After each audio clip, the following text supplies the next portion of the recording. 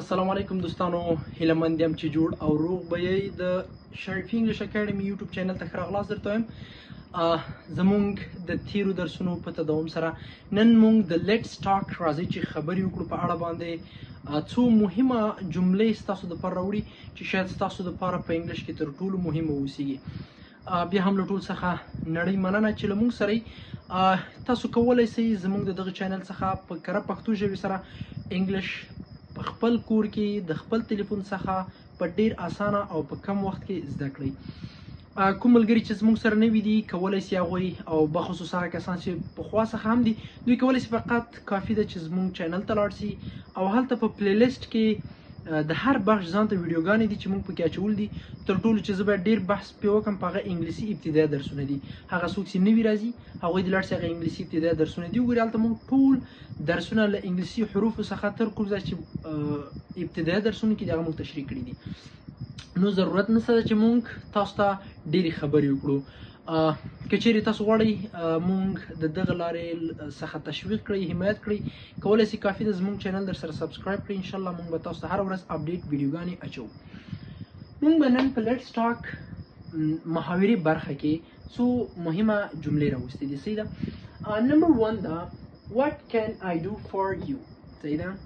what can I do for you. what can I do for you. ته د یو چا لپاره وایي چې زه ستا لپاره څه کولی سم. یو ملګري ته زنګ کوي بل چا ته په انګلیش کې ورته وایي چې what can I do for you. زه ستاسو لپاره څه کولی سم. هغه درته وایي مثلا please pick me a gift. gift ویلی سي په انګلیش کې چې شته تحفې ته. صحیح سو. یو ملګري ته تحفه لګي ته انګلیش کې gift وایي. پلیز لطفا یا مهرباني وکړئ pick me a gift. ما ته یوه تحفه راولېږه یا هم ما ته یوه تحفه پاکټ کړه. صحیح سو. ما ته یوه تحفه برابره کړه. ته کولی سې په دې ځای کې هر څه ورته ولیکې، هر څه خوښ وکړي. نمبر 2 what time is it. کله چې ته یو چا سره مخامخ کېږي او غواړې پوښتنه ترې وکړې what time is it. ساعت څو بجې ده. هغه ورته it's 3:05 یعنې معنا ده چې 3 نه 5 تېرې دي. که چیرې 10 تېرې وي بیا به it's 10:20. دا ویډیو هم ما انشاءالله جوړه کړې په همدې ځای کې چې تاسو د یو چا څخه د ساعت په اړه پوښتنه کوئ تاسو باید څنګه جواب ورکړئ. نو it's 3:05 فقط همدومره چې 3 نه 5 تېرې دي. صحیح سو. که چې 3 نه 10 it's 3:10 it's 3:15 it's 3:20 همداسې پرې ورځئ. نمبر 3 پوښتنه شوې ده چې کله تاته یو څوک زنګ کوي او ته ورته وایې چې is it you صادق. ایا ته صادقه. صحیح سو. یعنې کله هم چې تاسو په یو چا ته زنګ کوئ او یو څوک نه پېژنئ تاسو خو د it کلمه وکاروئ. is it you صادق. ایا ته صادقه یا په یو چا د شک راځي که نه نو ته کولی سې په دې ځای کې ووایې is it you احمد. ایا ته احمد یې. صحیح سو. بیا پوښتنه ترې are you calling from America. are you calling from America. آیا تاسو د امریکا څخه زنګ وهلی یا ته ورته are you calling from Kabul are you calling from Baglan همداسې نو دی وایي is it you صادق. ایا ته صادق یې. are you calling from America. ایا ته د امریکا څخه زنګ کړی. هغه ورته yes I am. هو زه یم. کولی سي بیا نور ورسره اوږده کړي چې I am calling from America. ما د امریکا څخه زنګ کړی ده. بیا ورته وایي where do you want to go. where do you want to go. ته چیرې غواړې چې لاړ سې. where do you want to go. ته چیرې غواړې لاړ سې. ملګري ته وایي هغه وایي I want to go to France. I want to go France. زه غواړم چې فرانسې هېواد ته لاړ سم. پنځم کې وایي where did you go last night. که تاسو فکر وکړئ د ډیټ کارول سوی ډیټ تیر حال ته راځي. وایي where did you go last night.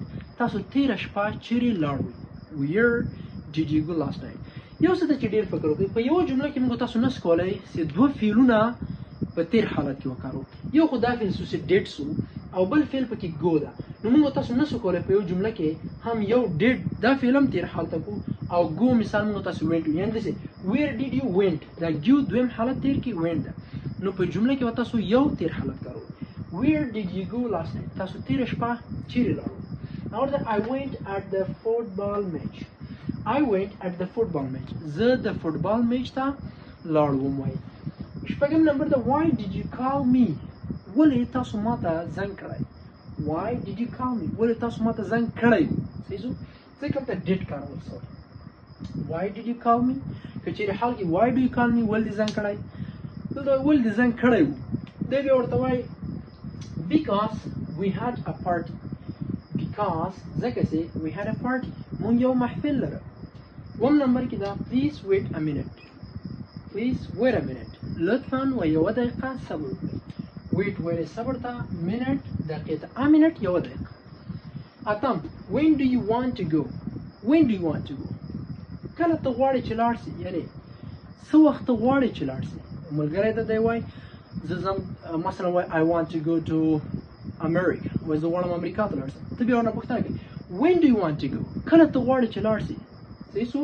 دی ورته I want to go home tomorrow. مثلا دی وایي زه کور ته سبا ځم.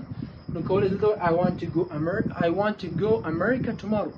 زه غواړم چې امریکا ته سبا لاړ شم. یا هم 1 year later وروسته له یو کاله 1 month later یو میاشت وروسته همداسې وو.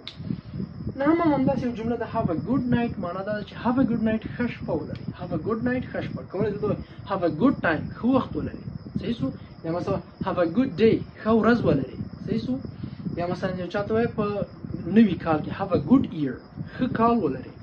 نو دا زموږ ستاسو د نن ورځې څو مهمه محاورې برخه ان شاء الله چې په دغه درس باندې به تاسو هم پوه شوي.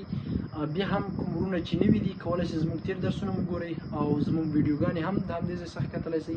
خپل نظریات کولی شئ موږ سره د کمنټ له لارې شریک کړئ تر څو موږ په نورو ویډیوګانو کې ستاسو کمنټونه په سکرین باندې ښکاره کړو او موږ به لا کوشش کوو چې ښه درسونه تاسو ته وړاندې کړو. تر بل درس چې زه راځم ټول په لوی بخښونکي خدای سپارم. تر بیا ښې چارې ښه وخت ولرئ. د خدای په امان.